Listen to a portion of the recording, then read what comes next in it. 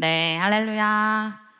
아멘. 5월 마지막째 주 주일 청년부 예배에 오신 우리 모든 분들 주님의 이름으로 환영하고 축복합니다.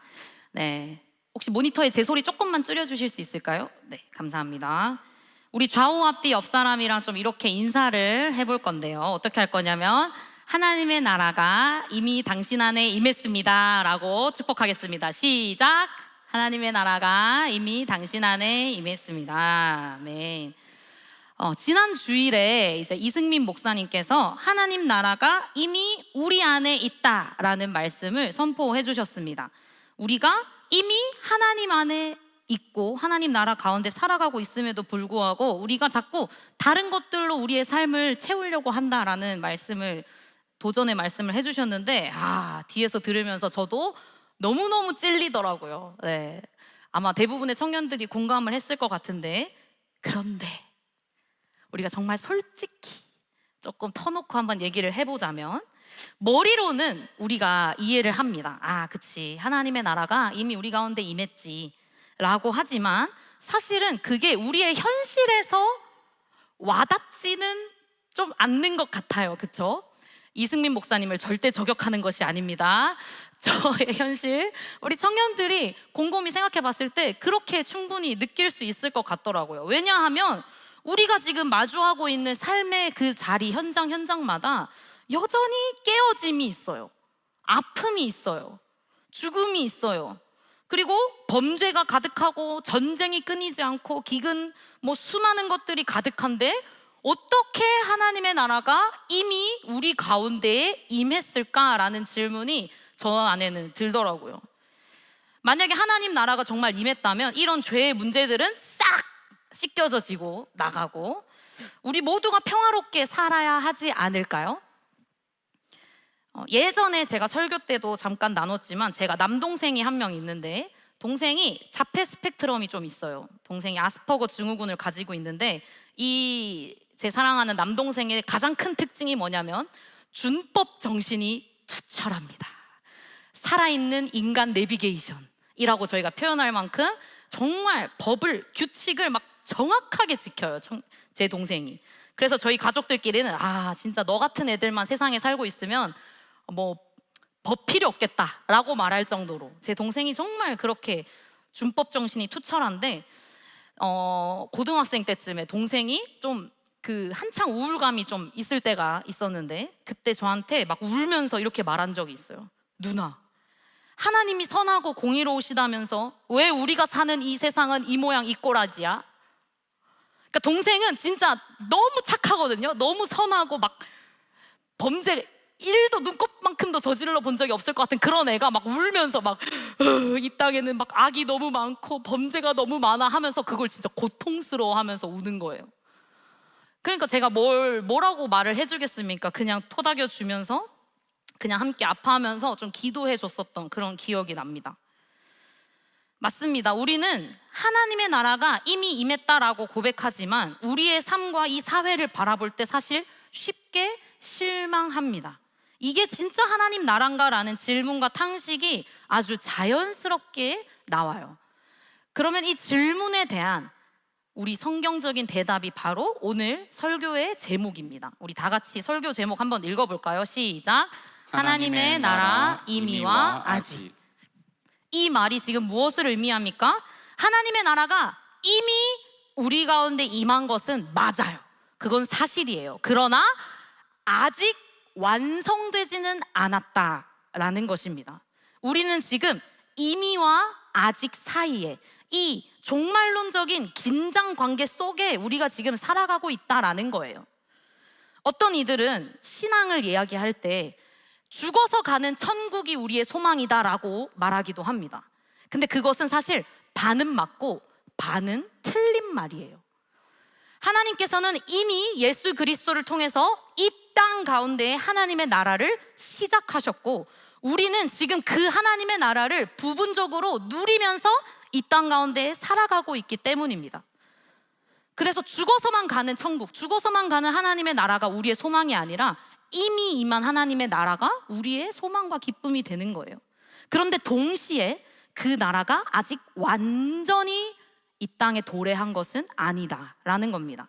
이것은 예수님의 재림을 통해서 이 땅 가운데 죽으시고 부활하신 예수님이 승천하실 때 내가 반드시 이 땅에 다시 오겠다라고 말씀하신 그 날과 그 때가 될 때 비로소 하나님의 나라가 완전하게 이루어지는 거예요. 그때 우리는 요한계시록이 증언하는 것처럼 눈물도 없고 고통도 없고 죽음도 없는 완벽한 하나님의 나라를 누리게 되는 것입니다.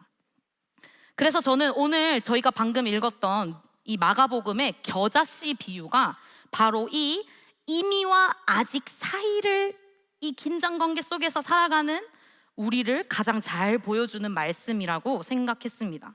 그래서 오늘 이 말씀을 나눌 때 하나님의 나라가 어떻게 시작되고 어떻게 자라가며 우리가 그 사이를 어떻게 살아가야 하는지를 함께 살펴보기를 소망합니다. 그래서 이 본문을 들어가기 전에 이제 5월의 마지막 주 하나님의 나라라는 시리즈 설교의 마지막 시간에는 보통 뭘 하겠습니까? 최종 정리를 한번 해야죠. 단어 정리 한번 할 건데, 제가 이제 단어를 알면 복음이 보인다라는 책을 보다가 굉장히 흥미로운 지점을 발견했어요. 복음, 이 하나님의 복음이 우리나라에 처음 딱 전해지고 복음이 전파되고 성경이 번역되던 그 당시와 오늘날 우리가 성경 말씀에서 천국이라는 단어를 마주했을 때 완전히 다르게 이해한다라는 겁니다. 왜 그런 차이가 생겼냐면 성경에서는 하나님의 나라라고 표현되는 이 나라가 헬라어 원어로는 바실레이아라고 하는데요. 이 단어가 사실 성경에서 바실레이아가 굉장히 다양한 의미에서 쓰여요. 예를 들어서 왕권, 통치, 다스림, 이런 수많은 용례로 바실레이아라는 단어가 쓰이는데, 문제는 이 단어가 1900년대에 우리말로 번역될 때 천국이라는 표현으로 적혀졌다라는 겁니다. 하늘의 나라, 하나님의 나라, 천국, 바실레이아라고 번역이 됐다라는 거예요. 근데요, 그 1900년대 당시에는 천국이라고 번역하는 게 타당했습니다. 왜냐하면 그때는 이제 근대 시대 사람들이 아니라 전근대 시대, 일제강점기 시대 막 이런 분들이거든요. 그때 당시에 사람들은 나라라는 개념을 영토가 아니라 통치권이 닿는 범위로 이해를 했기 때문에 바실레이아를 천국, 하나님의 나라라고 표현했을 때 그것이 옳은 번역이었다는 거죠. 그런데 이제 시간이 많이 흘렀습니다. 우리는 이제 현대 사회를 살아가고 있고 근대적인 이 국가의 개념을 갖고 살아가는데, 나라라는 단어를 우리가 딱 들었을 때 우리가 해석하는 의미가 달라졌다라는 거죠. 우리는 나라라는 말을 들으면 자동으로 어떤 영토, 국경이 있고, 그리고 지도 위에 있는 어떤 공간을 나라라고 딱 해석합니다. 그렇다 보니까 자꾸 천국 소망, 하나님의 나라라는 표현을 교회 안에서 많이 쓰는데, 그때마다 하늘 위에 있는 어떤 장소, 어떤 장소적인 개념으로 자꾸 우리가 이해한다라는 거예요. 죽어서 가는 곳, 뭐 이런 곳. 결국에는 그때 당시랑 지금 같은 단어를 쓰고는 있지만 의미라 받아들이는 게 완전히 다르다라는 거예요. 그래서 우리가 반드시 기억해야 할 것이 있습니다. 우리가 성경에서 앞으로 하나님의 나라 혹은 천국이라는 단어를 딱 마주하게 됐을 때 우리는 이것을 장소적인 개념으로 접근해서는 안 됩니다. 왜냐하면 성경에서 말하는 이 하나님의 나라는 영토를 단순히 의미하는 게 아니라 통치권을 의미하는 단어에 더 부합하기 때문입니다.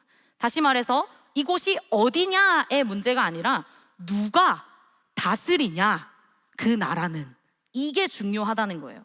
그래서 이 하나님의 나라를 세 가지로 정리를 해볼 건데, 첫째, 나라는 통치입니다. 지금 제가 계속 말씀드리는 것처럼 하나님의 나라는 어떤 특정한 공간만을 의미하는 게 아니라 하나님의 통치가 미치는 범위가 하나님의 나라가 되는 거예요.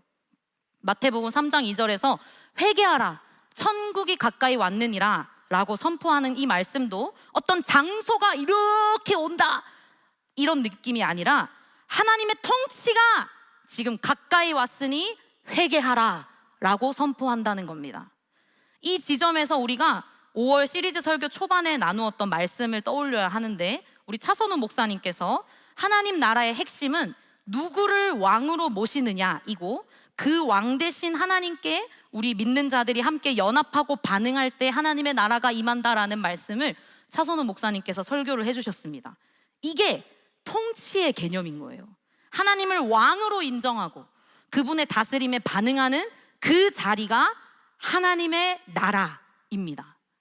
둘째, 나라는 곧 왕, 통치자 그 자체를 의미합니다. 누가 다스리고 있냐가 나라를 규정하기 때문에 하나님의 나라는 하나님 자신과 분리되는 개념이 아니에요. 하나님의 나라는 하나님 그 자체로도 동일하게 해석할 수 있다는 겁니다. 마태복음 13장 38절에서 밭은 세상이요 좋은 씨는 천국의 아들들이요 라고 표현을 하는데요, 이때에도 천국이 어떤 장소적인 개념이 아니라 하나님께 속한 자들, 하나님의 통치 아래에 있는 존재들, 천국을 하나님으로 해석하면 하나님의 아들들이라고 표현하는 것과 마찬가지입니다. 이것은 지난주에 우리 이승민 목사님께서 말씀해 주신 설교와도 연결이 됩니다. 그 영화로 비유해 주셨잖아요. 성도는 무언가를 자꾸 채워가는 존재가 아니라 하나님 안에 거하며 하나님 그분 자체를 구하는 삶을 살아가는 사람이다. 하나님의 나라를 산다는 것은 결국 우리가 어디에 있냐 이게 아니라 하나님 그분 자체를 내 왕으로 모시고 있는가의 문제라는 겁니다. 그래서 하나님의 나라는 하나님 그분과 분리될 수가 없는 현실입니다. 마지막 셋째, 하나님의 나라는 백성을 의미합니다. 하나님의 나라는 하나님의 통치를 받아들인 그 사람들이 있는 곳, 그곳이 하나님 나라입니다. 베드로전서 2장 9절에 보면 거룩한 나라요 그의 소유가 된 백성이라고 말하는 것처럼 이 하나님의 거룩한 나라와 그의 소유가 된 백성이 분리되는 개념이 아니라 한 개념 안에 있다는 것입니다. 이것 또한 우리 한민 목사님께서 말씀해 주셨던 하나님의 은혜로 이제 우리는 죄의 종이 아니라 의의 종, 하나님 나라의 백성으로 거듭나게 된다라는 걸 이야기해 주셨는데요, 하나님의 통치를 받아들이고 그분께 속한 백성으로 살아가는 것이 하나님 나라의 삶입니다. 삶. 통치를 받아들이는 순간 우리는 하나님 나라의 백성이 되는 거예요. 그래서 요거를 정리해 보자면 이렇습니다. 하나님의 나라는 어디에 있는 장소가 아니라 하나님의 통치, 그리고 하나님 자신, 그리고 그 통치를 받아들이는 백성이 함께 이루어가는 현실이 하나님의 나라라는 거예요. 그래서 우리는 하나님 나라, 천국을 공간적으로만 자꾸 접근하면 안 됩니다. 물론 공간적인 개념이 있죠. 죽어서 가는 천국이 있지만 너무 그렇게 단편적으로 말씀을 해석해버리면 안 된다라는 거예요. 성경이 말하는 하나님 나라는 위치의 문제가 아니라 통치권의 문제고, 내가 어디에 있느냐가 아니라 누구의 다스림 아래에 있느냐가 더 본질적으로 그분의 바실레이아, 하나님의 나라를 표현하는 단어이기 때문입니다. 그래서 여러분, 내 삶이 아무리 광야와 같이 느껴지더라도 그곳에서 내가 하나님의 통치를 받고 있다면 그곳이 하나님의 나라가 되는 거예요. 그리고 반대로 내가 아무리 부유하고 좋은 환경에 살고 있더라도 하나님의 통치를 거부하면 그곳은 하나님의 나라라고 할 수 없다라는 겁니다. 그런데 이제 중요한 게 뭐냐면 이 하나님 나라에 대한 이 오해가 오늘날 우리 비청년부만의 문제가 아니라는 것이에요. 예수님 당시에 유대인들도 이 하나님의 나라를 오해하고 있었어요. 그들은 하나님의 나라가 이 땅에 임하면, 2000년 전의 유대인들은 하나님의 나라가 이 땅에 임하면 로마 제국으로부터 우리가 해방되고 화려했던 다윗 왕국이 회복되어지고 그런 눈에 보이는 정치적인 하나님의 나라를 기대했습니다. 힘있고 강하고 단번에 세계 정세를 뒤흔들 수 있는 그런 나라를 꿈꾸고 있었던 거예요. 그런데 오늘 우리가 읽은 본문 말씀에서 예수님은 하나님의 나라를 전혀 반대되는 개념으로 설명하셨어요. 오늘 본문 30절에서 31절 말씀 우리 다 같이 함께 읽겠습니다. 시작. 또 이르시되 우리가 하나님의 나라를 어떻게 비교하며 또 무슨 비유로 나타낼까? 겨자씨 한 알과 같으니 땅에 심길 때에는 땅 위의 모든 씨보다 작은 것이로되. 네. 여러분, 이 겨자씨를 보신 적 있으세요? 저는 봤습니다. 네, 저는 2022년에 이스라엘의 성지답사를 갔었는데, 이게 제 손선풍기에 있는 요 손이 제 손이고, 이건 이제 그 까면 이제 안에 있는 까만 씨가 보이는데, 여러분 화면으로도 잘 안 보이시죠? 코딱지보다도 작습니다. 진짜 작아요. 네. 당시 이 팔레스틴 지역에 있는 사람들에게 겨자씨는 세상에서 가장 작은 씨라고 모두가 이해하고 있는 상징이었습니다. 근데 예수님이 오늘 그 씨앗을 콕 집어서 겨자씨 한 알을 가리키면서, 얘들아, 하나님의 나라는 이 겨자씨 한 알 같아 라고 말씀하신 겁니다.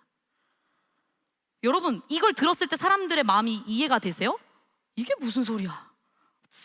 말이 안 되는 거죠. 당황했을 겁니다. 기대했던 로마 제국을 뛰어넘는 아주 강력하고 압도적인 하나님의 나라를 꿈꿨는데, 예수님은 보잘것없고 진짜 작은 이 보잘것없는 것으로 하나님의 나라가 이것과 같다라고 말씀하셨기 때문입니다. 여기서 오는 충격이 지금 우리가 느끼는 현실과도 비슷합니다. 이게 하나님 나라야? 왜 세상은 여전히 악으로 가득하지? 왜 내 삶은 여전히 힘들고 어렵지? 우리는 눈에 보이지 않을 것 같은 그 겨자씨만한 하나님의 나라 앞에서 쉽게 실망합니다. 여러분, 상상해 보십시오. 이 겨자씨가 밭에 뿌려졌을 때 그 겨자씨가 보이기나 할까요? 흙보다도 작을 텐데 돌멩이가 훨씬 커 보여요. 이런 사람들에게 진짜 쉽게 우리는 결론 내리는 겁니다. 아, 하나님 나라? 아무 일도 일어나지 않네. 안 보이네. 하나님 나라 임했다더니 변한 거 하나도 없네 라고 우리는 쉽게 실망합니다.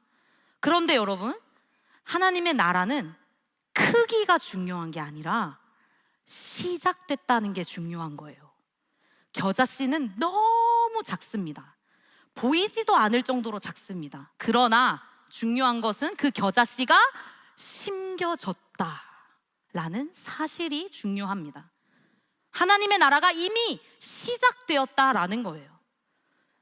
그리고 그 나라는 반드시 자라납니다. 32절 말씀도 우리 다 같이 읽겠습니다. 시작. 심긴 후에는 자라서 모든 풀보다 커지며 큰 가지를 내나니 공중의 새들이 그 그늘에 깃들일 만큼 되느니라. 아멘. 눈에 보이지도 않던 그 씨앗이요, 시간이 지나고 점점 자라납니다. 결국에는 모든 풀보다도 크게 자랍니다. 단순히 이 씨가 살아는 있나 이 정도가 아니라, 자라나는 뿐만 아니라 다른 생명이, 새들이 깃들일 수 있을 만큼 풍성한 생명으로 자라납니다. 실제로 이 다 자란 겨자씨 사진을 제가 인터넷에서 가져왔는데, 유채꽃과 굉장히 비슷하게 생겼고 같은 종이에요. 네, 내려주시면 예수님 시대의 이 겨자꽃 사진 내려주세요. 네, 예수님 시대의 이 겨자꽃은 사실 굉장히 흔했어요. 들풀이었어요. 들풀. 그냥 들판 나가면 늘 피어있는 그런 풀들. 1, 2년생이거든요 잠깐 자랐다가 1년 사이에 또 없어지고 하는 그런 아주 흔한 풀입니다. 눈에 겨우 보일락말락했던 그 겨자씨에서 이렇게 큰 겨자풀이 자라나는 것을 예수님이 하나님의 나라가 이와 같다라고 설명하셨어요. 이건 아주 큰 비밀을 우리에게 설명하고 계신 겁니다. 바로 하나님의 나라는 한순간에 완성되는 게 지금 아니야. 이 시간 속에서 성장하고 있는 것이 하나님의 나라야. 하나님의 나라는 자라나는 과정이야 라고 우리에게 설명하십니다. 그래서 우리가 오늘 읽은 본문의 바로 앞절 4장 26절에서 27절 말씀도 이러한 사실을 강조하는데요, 우리 다시 한 번 더 함께 읽겠습니다. 시작. 또 이르시되 하나님의 나라는 사람이 씨를 땅에 뿌림과 같으니 그가 밤낮 자고 깨고 하는 중에 씨가 나서 자라되 어떻게 그리 되는지를 알지 못하느니라. 우리는요, 그 겨자씨가 어떻게 자라는지 몰라요. 우리 아무도 그 과정을 모릅니다. 이해할 수 없습니다. 그런데 한 가지가 분명하다는 거죠. 이미 심겨졌다면 반드시 자라난다는 거. 하나님께서 반드시 자라나게 하신다는 거. 그것이 하나님 나라의 비밀이라는 것입니다. 우리 눈에 지금 당장 보이지 않는다고 해서 하나님 나라가 없는 게 아니라는 것입니다. 우리 지금 당장 그게 느껴지지 않는다고 해서 내 삶에, 내 현실에 하나님 나라가 어디 있나요? 라고 외친다고 해서 그 나라가 없다는 게 아니라 그 나라는 시작되었고 이미 자라나고 있다. 이것이 하나님 나라의 신비입니다. 그리고 그 아직 완전히 자라기 전까지의 그 시기를 우리가 이 땅에서 목도하고 있는 거예요. 우리는 이 지점에서 굉장히 중요한 신학적 긴장감을 보게 되는데 바로 이미와 아직 사이의 긴장입니다. 이제 제가 표로 한번 가져와 봤는데요. 조금 더 직관적으로 이제 볼 수 있습니다. 지저스 크라이스트가 예수님이 임하셨을 때 이미 이 땅에 하나님 나라가 임했습니다. 왜? 예수 그리스도를 통해서 예수님은 모든 병든 자를 고치고 귀신을 쫓아내시고 죄인을 용서하실 때 그리고 그 하나님의 나라가 침투하기 시작했고 예수님께서 죽으시고 부활하셨기 때문에 모든 죄와 사망의 권세는 이미 끝장났습니다. 그래서 하나님의 나라가 이미 이 땅에 임했다. 예수님 자신이 하나님 나라의 도래였습니다. 그래서 이승민 목사님께 선포하신 것처럼 하나님 나라는 이미 너희 가운데 임했다라고 선포하신 거예요. 근데 동시에 표를 한 번만 더 보여주시면 아직 완전한 하나님의 나라는 오지 않았습니다. 예수님의 재림의 때까지 그날과 그때는 아무도 모르지만 우리는 그 완전히 이 땅에 악이 사라지는 그 날을 사모하면서 하나님의 이 긴장감 속에 이미와 아직 사이를 살아가고 있는 거예요. 내려주시면 그래서 여전히 이 땅에는 악이 존재합니다. 너무 속상하지만 여전히 우리는 고통을 경험하며 살아갑니다. 겨자씨가 이미 심겨졌지만 아직 완전히 자라지 못했기 때문에 우리가 때로는 비바람에 흔들리고 때로는 돌멩이가 나보다 더 커서 막 자라나지 못할 것 같은 상황 속에 우리가 지금 처해 있다는 거예요. 그러나 하나님의 나라 그 완성은 반드시 이루어집니다. 이미 시작됐지만 아직 완성되지 않은 그 불완전한 이 긴장감 속에 살아가는 것이 우리의 존재입니다. 그래서 이미와 아직 사이의 긴장 속에서 이 자라나는 긴장감 속에서 우리의 삶의 태도가 결정되는 거예요. 보이는 현실만을 보면 실망합니다. 겨자씨 언제 다 자라지? 내 삶에서 실족해요. 그러나 보이지 않아도 이미 시작된 하나님의 나라를 믿음으로 바라보면 우리가 어떤 상황에서도 소망을 붙들 수 있는 거예요. 그러니 사랑하는 우리 비청년 여러분, 여러분이 지금 삶 속에서 느끼고 있는 고통은 하나님의 나라가 없기 때문이 아닙니다. 하나님의 나라가 틀렸기 때문도 아닙니다. 하나님의 나라가 아직 완성되지 않았기 때문입니다. 오히려 우리 안에 있는 그 갈증과 아픔은 완전히 임하게 될 그 하나님의 나라를 사모하는 백성이라는 증거가 됩니다. 그리고 동시에 하나님의 나라가 이미 여러분에게 임했기 때문에 더 이상 우리는 보이는 현실 속에 절망으로 넘어져 있지 않습니다. 우리는 패배한 사람이 아니라 이미 예수 그리스도로 말미암은 승리가 시작된 그 나라에 살아가는 사람, 백성이기 때문이에요. 자라나고 완전하게 성취될 그 하나님의 나라를 우리가 미리 이 땅에서 누리며 살아가고 있는 게 그리스도인의 삶의 소망이 되는 것입니다. 그래서 지금 여러분들 삶 속에 하나님 나라가 겨자씨처럼 보이지 않는 것 같습니까 혹시? 그렇다면 여러분 오늘 이 말씀을 꼭 기억하십시오. 하나님의 나라는 그 크기가 지금 그것으로 말미암아 증명되는 게 아니라 이미 시작되었다라는 사실로 말미암아 하나님의 나라는 증명되고 있습니다. 그러므로 여러분, 흔들리지 마십시오. 낙심하지 마십시오. 지금 당장 우리 눈에 보이는 현실로 그 하나님의 나라가 없다라고 판단하지 마십시오. 이미 여러분들 삶 속에 하나님의 나라가 심겨졌습니다. 믿으십니까? 믿으십니까?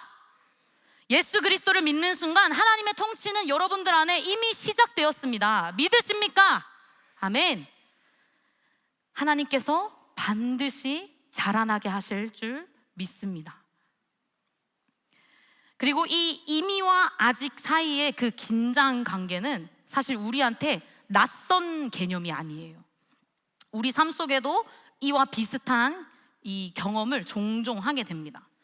그래서 제가 이 본문을 이제 한 달 동안 묵상하면서 어떤 본문이, 어떤 예화가 이 하나님 나라가 이미 임했지만 아직 완성되지 않았다는 것을 가장 잘 보여줄까 엄청 고민했어요. 근데 할렐루야, 하나님께서 너무너무 좋은 제 삶의 어떤 경험을 딱 주시더라고요. 최근에 이제 축구를 좋아하실 만한 우리 광성 FC 분들은 아마 다들 아시는 토픽일 텐데, 최근에 영국 프리미어 리그에서 핫 이슈가 있었습니다. 바로 아스날이라고 하는 팀이 22년 만에 우승을 한 거예요. 근데 여러분, 제 얼굴에 축구 관상이 없죠? 저는 축구를 죄송하지만 진짜 안 좋아합니다. 좀 잔인한 게임이야. 맨날 다치고 오고 막, 저는 솔직히 안 했으면 좋겠어요. 근데 제 남편이, 김시원 전도사가 스포츠를 너무 좋아해요. 그래가지고 평소에는 막 이 축구 때문에 스트레스 받으면 막 극각 공놀이 막 이러면서 하지만 맨날 챙겨보고 엄청 좋아합니다.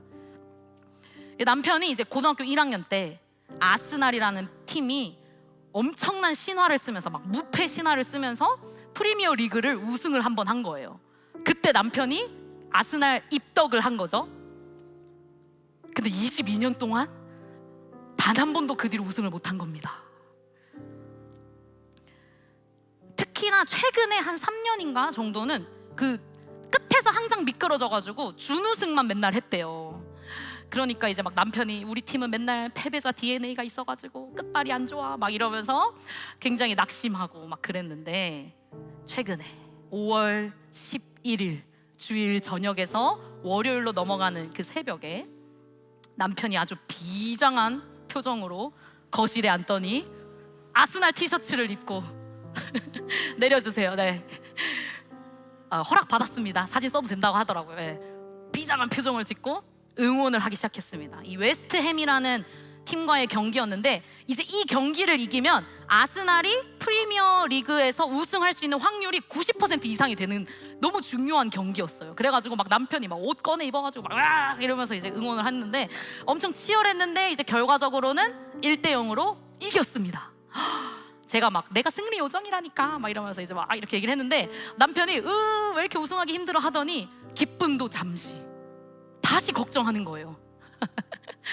아니 90% 이상이라며, 이기겠네, 할 수 있겠다, 22년 만에 우승할 수 있겠다 이랬는데 남편이, 아니 축구의 세계는 확률로 되지 않아, 아직 10%에 넘는 확률이 또 남았고 막 이러면서 막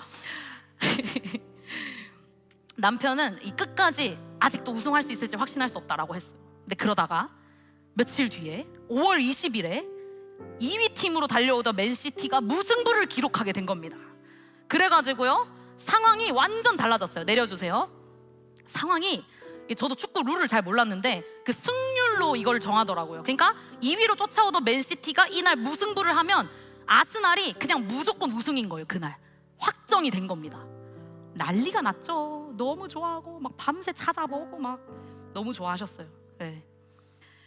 근데도 이 20일 날 프리미어 리그의 결과가 아스날의 우승 땅땅땅으로 확정은 됐는데, 아직 진짜 승리의 날은 오지 않았습니다. 실제로 우승 트로피를 들어 올리는 건 5일이 지나서 25일에, 내려주세요, 마지막 경기를 치른 후에 진짜 우승 트로피를 올리면서 막 기뻐할 수 있었습니다.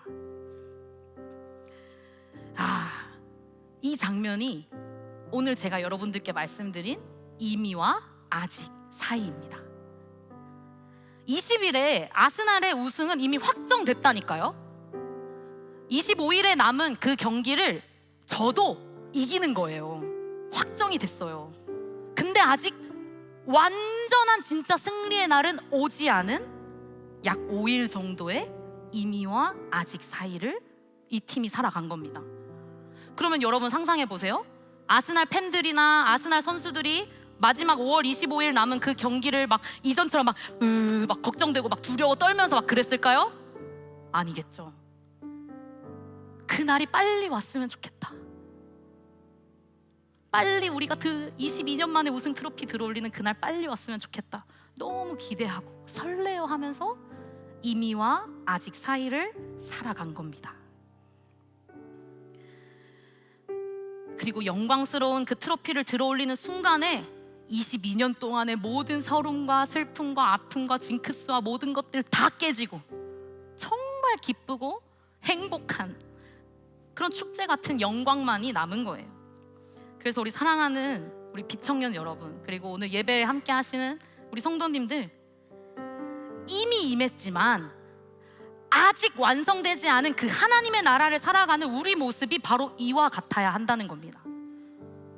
여러분, 우리는요, 우리 삶 속에 있는 이 사단과의 크고 작은 전쟁들을 두려워할 필요가 없다니까요. 이미 예수님이 승리하셨다니까요. 우리는 그걸 믿기만 하면, 그리고 그 예수의 이름을 힘입어서 기도하고 나아가면 반드시 승리가 예정되어 있는 그런 싸움을 지금 하고 있습니다. 여러분, 예수 그리스도로 말미암아 죄와 사망의 권세에서 다 해방된 사람들이 우리라는 말이에요. 하나님의 통치가 이미 우리 가운데 시작됐다라는 거예요. 그러니까 여러분, 우리는 기뻐해야 됩니다. 감사해야 됩니다. 여러분들 삶 속에 보이는 크고 작은 그 싸움들로 인해서 기진맥진해 있을 사실 필요가 없어요. 사단이 자꾸 속이는 겁니다. 이미 다 줘놓고, 이미 예수님 십자가 아래에서 다 짓밟혀 놓고 여러분들 쫓아와가지고 계속 거짓말하고 계속 여러분들 괴롭히려고 하는 거고, 근데 그것은 이미 끝난 게임이에요. 이미 겨자씨만해 보일지라도 여러분 안에 하나님의 나라가 임했습니다. 자라날 겁니다. 완성될 겁니다. 여전히 우리 삶에는 눈물이 있고 싸움이 있고 이해할 수 없는 고통이 있겠지만, 때로는 그래서 흔들리고 정말 내 삶에 하나님 나라가 있나? 하나님이 진짜 존재하나? 질문이 올라올 때에도 여러분은 그 자리에서 오늘의 설교를 기억하시고 기도해야 됩니다. 여러분, 이 시간은 패배의 시간이 아닙니다. 완성을 기다리는 시간입니다. 우리는 이미 승리했어요. 다만 그 트로피를 들어올리를 그 완벽한 하나님의 나라를 기다리고 있는 겁니다. 그래서 우리는 두려움이 아니라 소망으로 살아갑니다. 불확실하기 때문에 버티는 게 아니라 이미 확실한 그 승리를 알기 때문에 견뎌낼 수 있는 겁니다. 비록 내 삶에 임한 하나님의 나라가 저 돌멩이보다 작아 보여도, 하나님의 나라를 살아가는 사람은 현실에 짓눌려서 살아가는 사람이 아니라 보이지 않지만 반드시 임할 그 하나님의 나라를 확신하며 내 삶으로 끌어와서 누리면서 살아가는 사람들이기 때문입니다. 그러므로 지금의 여러분들 삶에 있는 아픔, 답답함, 속상함, 다양한 어려움들이 전부라고 생각하지 마십시오. 지금의 슬픔이 끝이라고, 내 인생 끝났다고 단정 짓지도 마십시오. 그것은 영원하지 않습니다. 겨자씨가 반드시 자라듯이 하나님 나라는 반드시 자라날 것입니다. 그래서 우리는 기다립니다. 반드시 오게 될 그날을, 예수님께서 영광 가운데 오셔서 하나님의 나라를 이루어실 그 날을 우리는 사모합니다. 그리고 반드시 목도할 거예요. 영광 중에 우리 사랑하는 주님이 다시 오시는 그날을, 모든 눈물을 닦아주시고 모든 죄와 사망의 권세를 다 없애주시고 전쟁 다. 그러니 사랑하는 우리 비청년 여러분, 성도님들, 이미와 아직 사이를 살아가는 우리 사랑하는 모든 분들, 이 시간 속에서 낙심하지 말고 기대합시다. 확정합시다. 하나님의 나라는 이미 시작되었습니다. 그리고 반드시 완성될 줄 믿습니다. 우리 이것을 믿는 자들마다 다 한 번 더 크게 아멘으로 화답합시다. 믿습니까? 아멘. 믿습니까? 아멘. 아멘. 주님 감사합니다. 우리 그 마음을 가지고 함께 고백할 분들은 자리에서 일어나셔서 우리 시간 찬양하면서 나아가면 좋겠습니다.